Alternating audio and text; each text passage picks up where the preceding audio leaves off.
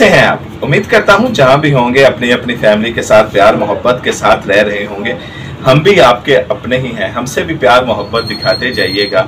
Channel को subscribe कीजिएगा, video को लाइक कीजिएगा और वीडियो मुतालिक कमेंट बॉक्स में अपना कमेंट जरूर कीजिएगा। आपके ये फैसले मुफ्त हैं, लेकिन मैं आपको यकीन दिलाता हूँ आपके ये फैसले गलत साबित नहीं होंगे, बल्कि आपको कोई ना कोई मजेदार, कोई ना कोई मालूमाती चीज सीखने को ही मिलेगी। आज की बड़ी दिलचस्प कहानी है, कहानी मोहम्मद रफ़ी साहब की है और उनके साथ एक ऐसे सिंगर की है कि जिन्होंने शराब में टुन होकर गाना गाया।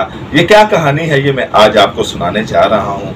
1958 में एक फिल्म आई थी 12 o'clock, बड़ी जबरदस्त फिल्म थी, ब्लैक एंड व्हाइट दौर था, लेकिन 12 o'clock उस दौर की हिट फिल्म मानी जाती है। जीपी सप्पी जी फिल्म बना रहे थे, वहीदा रहमान इसमें थी और गुरुदत्त इसमें लीड रोल का किरदार अदा कर रहे थे। ओपी नैयर इसके म्यूजिक डायरेक्टर थे और जो इसके गीत लिखे थे वो सुल्तान मजरूपुरी और साहिर लुधियानवी जी ने इसके गाने लिखे थे। अब ये तमाम जब मैंने आपको बातें बताई हैं, ओपी नैयर जी, साहिर लुधियानवी, सुल्तान मजरूपुरी और मोहम्मद रफ़ी साहब, तो आपको अंदाजा हो गया होगा कि ये फिल्म म्यूजिक के हवाले से एक कैसी थी। साथ इसमें टोटल इसमें गाने थे और इसमें मोहम्मद रफ़ी साहब ने गाना गाया, गीता दत्त जी ने गाना गाया, ये शमशाद बेगम ने इसमें गाना गाया और काफ़ी इसके जो फिल्म के थे इसके एक गाने पॉपुलर हुए। इसमें 5 गाने गीता दत्त जी ने गाए थे और जो इसमें 3 गाने उनके सोलो थे और 2 मोहम्मद रफ़ी साहब के साथ इनके गाने थे। अब गीता दत्त उस दौर की सफ़े अव्वल की गुलकारा थी। गीता दत्त हर म्यूजिक डायरेक्टर की पसंद होती थी और उनकी जो शोहरत थी वो जा बजा थी और उस दौर में ये मोहम्मद रफ़ी साहब, लता जी से बड़ी गुलकारा मानी जाती थी। इनकी आवाज़ का हर कोई दीवाना था।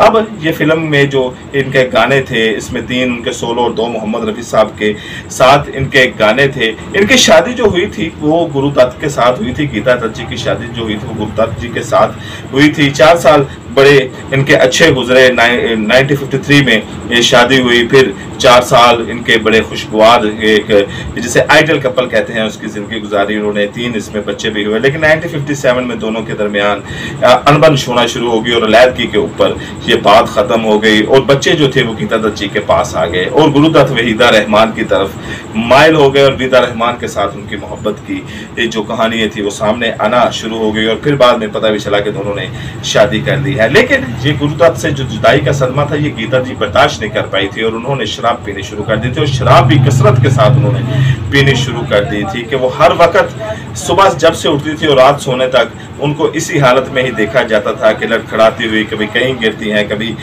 कहीं गिरती हैं। और जो ओपी नैयर जी थे उनकी पसंद जो थी वो गीता दत्त थी और गीता दत्त जो थी वो ओपी नैयर की हमेशा से पसंद रही है। मोहम्मद रफ़ी साहब को उन्होंने एक चांस दिया। और जो सचिन बर्मन है उनके जो एक वो भी लता जी के बड़े करीब समझे जाते थे और लता जी को ज़्यादा चांस देते थे, लेकिन लता जी के साथ सचिन बर्मन की अनबन हो गई थी तो उसके बाद गीता दत्त जी को चांस मिलने शुरू हो गए थे और सचिन बर्मन ही चाहते थे कि इसमें गीता दत्त जी जो थी वो अपनी आवाज़ की किला दिखाएं। ओपी नैयर की पसंद तो पहले ही गीता दत्त थी, तो गीता दत्त ने इसमें एक गाने गाए, 2 मोहम्मद रफ़ी साहब के साथ 3 सोलो गाने थे और 12 o'clock में उन्होंने शराब में धुत होकर गाना गाया और मोहम्मद रफ़ी साहब के साथ इनका एक गाना था। अभी गुरुदत्त जो थे क्योंकि इससे जो अलग थी तो मोहम्मद उसके बाद से गीता दत्त परेशान थी। फिर वहीदा रहमान के साथ वो तरफ मोइल हुए, वहीदा रहमान से भी उनकी जो वो चंद सालों बाद ही दोनों की अलहदगी हो गई और फिर उसके बाद आपको मालूम है कि गुरुदत्त की आज तक एक अफसानी कहानी रही है कि उनकी ज़िंदगी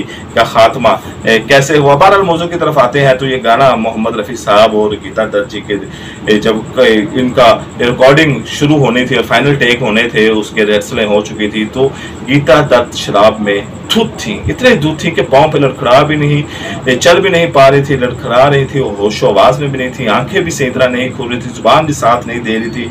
तो सोचा गया, ओपी नैयर जी ने बाकी दिन सोचा कि जी रिकॉर्डिंग को कैंसिल कर दिया जाए, लेकिन गीता दत्त जी ने जिद पकड़ ली कि रिकॉर्डिंग आज ही होगी और मैं ही इस गाने को आज ही रिकॉर्ड करवाना चाहती। मोहम्मद रफ़ी साहब ने भी समझाया, लेकिन क्योंकि मोहम्मद रफ़ी साहब गीता दत्त जी की बड़ी इज्जत करते थे बतौर गुलकारा, तो उन्होंने ज़्यादा तो फोर्स नहीं किया कि शायद ये ना समझे कि वो अपना टाइम बचा रहे हैं। लेकिन बाकी जो म्यूजिक के लोग थे उन्होंने कहा कि जी गीता दत्त जी आप रहने, लेकिन गीता जी इस पे बात जिद थी कि मैंने इसके ऊपर एक गाना गाना है। तो फिर जो गाना गाया गया वो आज तक एक शाहकार गाना है, जिसके बोल मैं आपके सामने रख देता हूँ। और ये आप जब गाना सुनेंगे तो आपको लगेगा नहीं कि ये शराब में टुन होकर गीता दत्त जी ने ये गाना गाया है। तुम जो हुए मेरे हम सफर, रास्ते बदल गए, लाखों दिए प्यार के रास्ते में चल गए।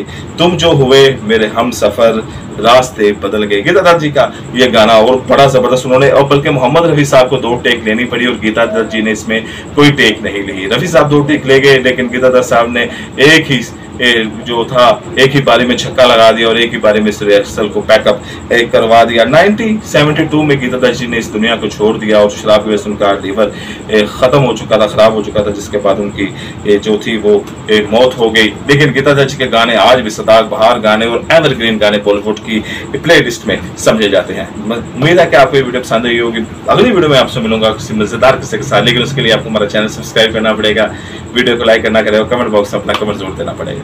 इजाजत।